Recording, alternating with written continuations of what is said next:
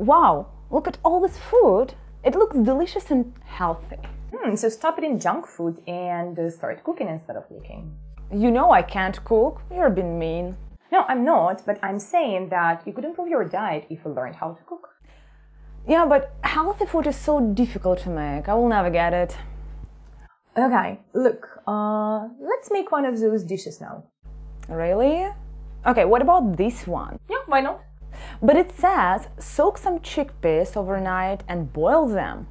Well, I have a can of peas. They will do. Just read the rest. You heat the saucepan, melt some butter, then rinse and peel the mushrooms. Okay. Reduce the heat, throw in a pinch of salt, mix and put the mushrooms into the pan. Let them cook slowly in about 10 minutes, add the chickpeas and let them cook together for about another 10 minutes. Okay, what does it say next? So you sprinkle the dish with some grated cheese and chopped parsley, and that is it. Yummy. Indeed, let's give it a try.